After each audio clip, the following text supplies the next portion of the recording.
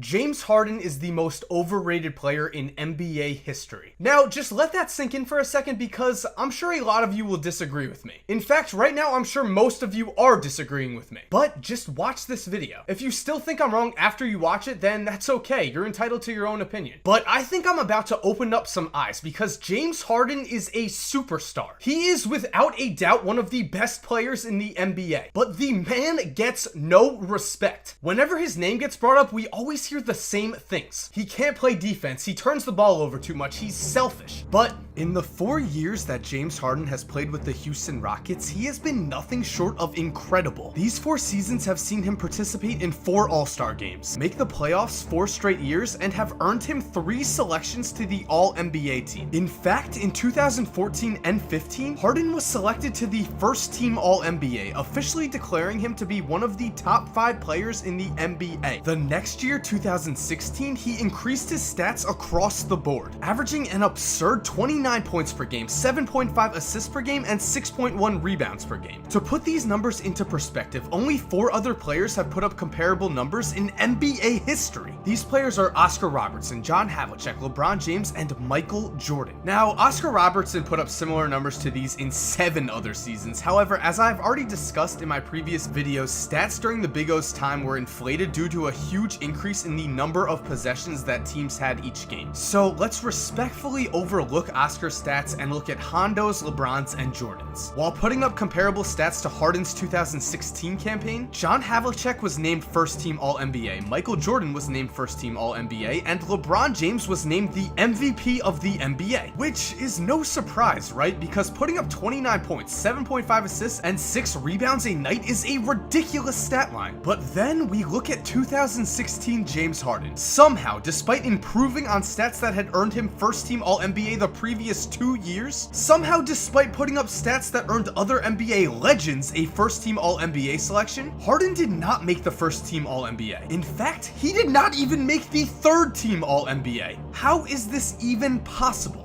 It shouldn't be, especially when looking at the numbers of the other members of the 2016 All-NBA team. Here are the stats for the third team, second team, and first team All-NBA members. Just looking at this list, I'd say Harden belongs on the second team All-NBA. And advanced numbers back this up too. Looking at PER and win shares, Harden again appears to deserve a second team All-NBA nod, especially when considering that he carried his team into the playoffs. In the 2016 season, the Rockets had subpar talent. They had chemistry issues, and they were still able to make the playoffs because of one man, James Harden. Looking at next season, many people are already comparing Russell Westbrook to 2006 Kobe, a superstar who dragged his team to the playoffs despite playing with a team full of inferior talent. But really, the best replication of 2006 Kobe has already happened. With the 2016 version of James Harden, Kobe was rewarded with his efforts in 2006 with a selection to the first team All-NBA. Harden, on the other hand, received absolutely no credit. And let's just stop right there because I already know what you're thinking. In 2006, Kobe was playing with scrubs while James Harden was playing with a future Hall of Famer. And in the last few years, James Harden has gotten a lot of crap for not meshing well with Dwight Howard. And to be fair, I do agree that some of the blame should go to Harden, but I think most of it should go to Dwight, because despite his best efforts to persuade the public that he's really a good guy, that all he wants to do is win, Dwight Howard has been the absolute worst teammate that James Harden could have ever had. For some reason, Dwight refuses to act as the big man in the pick and roll. I need to repeat this again for effect. The best center of the last decade has refused time and time again to set picks and roll to the basket for easy buckets. Can you really blame James Harden for eventually freezing Dwight out of the offense? If you're still not convinced here, let's take a look at what Steve Nash, America and Canada's sweetheart, thought about Dwight. When reflecting about his time with the Lakers, Nash has been quoted as saying that Dwight did not want to take part in a pick and roll offense, which had been Nash's bread and butter in Phoenix. Instead, Dwight wanted the ball in the post, a place where he was dramatically less efficient as a basketball player and a move that frankly makes no sense. This thought process from Howard eventually led to Steve Nash openly screaming at Dwight during a regular season game, which to me is similar to the Pope openly screaming at an altar boy. So when considering that the man who is possibly the best teammate of all time hated playing with Dwight Howard, is it really crazy to think that James Harden would also also have a problem dealing with Dwight Howard's bullshit. Okay, so we've covered the fact that James Harden got absolutely robbed from the All-NBA team, that his teammates have been garbage, that his relationship with Dwight Howard was predisposed to fall apart. But you're still not convinced that James Harden was the most underrated player ever. Well then, let's take a look at Harden's career and how he's impacted the teams he's played on. For starters, the Thunder made the NBA Finals in 2012 and have not made the finals since. OKC chose Serge Ibaka over Harden, which has since been considered one of the worst decisions in NBA history. This move cost OKC several potential championships, it derailed a possible dynasty, and it certainly planted the seeds for a future 30 for 30. But even taking OKC out of the equation, the impact that Harden has had on the Houston Rockets is comparable to the impact that a young LeBron James had on a subpar Cleveland Cavaliers team. In the 3 years before Harden joined the Rockets, they failed to make the playoffs each season. Since he joined Houston, the Rockets have made the playoffs each of the last 4 seasons. Going even further, in the 14 years before Houston acquired Harden, the Rockets racked up 17 total playoff wins. In the 4 years that Harden has been a member of the franchise, the Rockets have already won 14 playoff games, and in 2015, Houston made the Western Conference Finals after a monster effort from Harden in a fiercely competitive series against the Clippers. A series in which Harden averaged 25 points, 8 assists, and 5 rebounds a night. And in the 2016 playoffs, James Harden got a lot of crap for turning the ball over a lot against the Golden State Warriors. Sure, he was playing the team that just set the overall wins record, he was playing the back-to-back MVP, and his roster was honestly just full of crap. But I'll level with you here. If you're an NBA superstar, none of that should really matter. You should show up in every playoff series. But here's the thing, that's exactly what Harden did. For the series, Harden averaged 26.6 points, 7.6 assists, and 5.2 rebounds. In the only game that Houston won, Harden put up 35 points, 9 assists, and 8 rebounds. In Game 5, the deciding game of the series, he had 35 points, 6 assists, and 6 rebounds in the losing effort. When looking at the games, he was the only one playing with a real belief that the Rockets had a chance against the defending NBA champions. He put his heart on the line, and when he lost, he was met with criticism and memes. And again,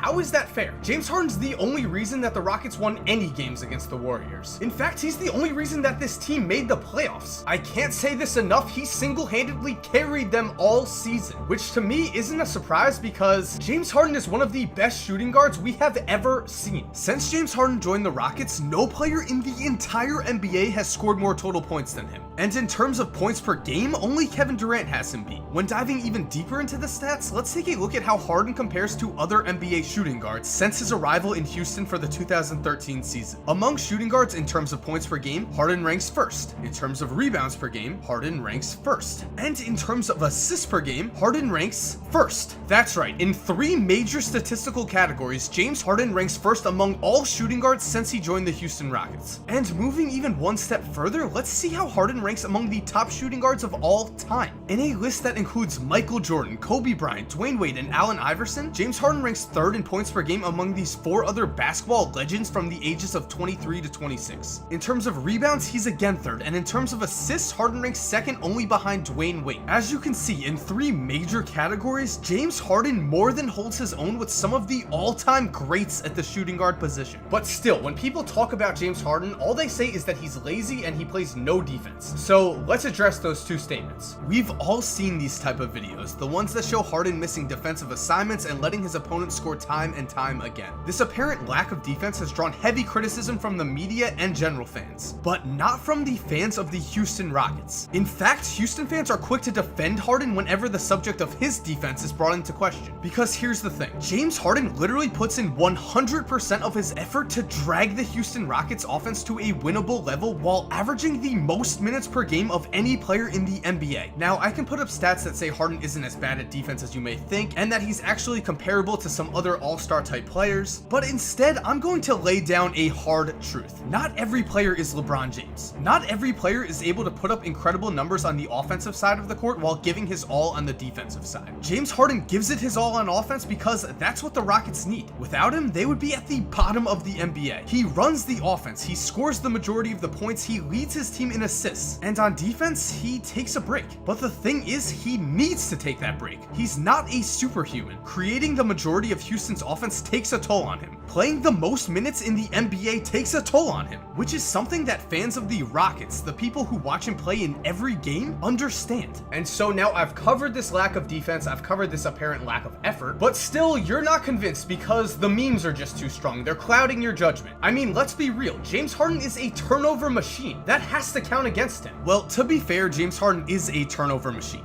In 2016, he turned the ball over an alarming 4.6 times a game. This in itself should disqualify him from any award consideration, right? At this point, I would say wrong, but you know where I'm going with this. For one thing, as I've previously stated, Harden is the entire Houston Rockets offense. In the 2016 season, Harden averaged more than double the points and assists per game of any player on the Rockets roster, which in itself both shows just how bad his teammates were and explains his horrible turnover numbers. To put it simply, in 2016, Harden had the ball in his hands the majority of the time, so turnovers were bound to happen. But still, you're thinking, 4.6 turnovers a game? A superstar would never turn the ball over at that rate, but again, here's the thing. In the grand scheme of things, 4.6 turnovers per game is not a crazy number when it's combined with an even greater output of points and assists. In fact, one man who was named the MVP of the league averaged 4.6 turnovers per game for the entire season. His name is Allen Iverson. Yes, in the 2005 season, AI averaged 4.6 turnovers a game to go along with 30.7 points, 7.9 assists, and 4 rebounds. These numbers are eerily similar to the numbers that Harden put up with the Rockets in 2016. And much like the 2016 Rockets, the 2005 Sixers were bounced out of the first round of the playoffs in 5 games. For his efforts in dragging a sorry Sixers team to the playoffs, Allen Iverson was awarded first team All-NBA. James Harden, on the other hand, despite putting up a historic season that only NBA legends could match, was given nothing. So again, I get it. James Harden doesn't play good defense. James Harden turns the ball over too much. James Harden is lazy, even though he averaged the most minutes per game of any player this season. Whatever. Because of these things, you say he's overrated. But here's what I say. James Harden is underrated. So underrated, in fact, that in 20 years, people are going to look at his stat line and the level of talent he's playing with and determine James Harden is one of the best shooting guards that the league has ever seen. I've said it before, I'll say it again, I'll say it 1,000 times. People love to hate on greatness in the moment. Right now, James Harden is greatness, so stop hating on him. And thanks for watching, guys. I got a little serious at the end there. I don't know, I guess I'm more passionate about James Harden's place in history than I thought. Regardless, I hope you enjoyed the video, guys, and if you are new to this channel, I highly suggest subscribing. Now, I sometimes make opinion videos like this that you might not agree with, but I also make basketball history videos. I do what ifs, I look at conspiracies. Basically, if it's NBA or basketball related, I will cover it, so if you love basketball, you'll love this channel. And I just love to have you subscribe. And to everyone who's already subscribed, what's up? How you doing? I've just got to say it every single video. Thank you guys so much for your support. Thank you for everything you've done for me. And other than that, guys, as always, have an awesome day and cue the music.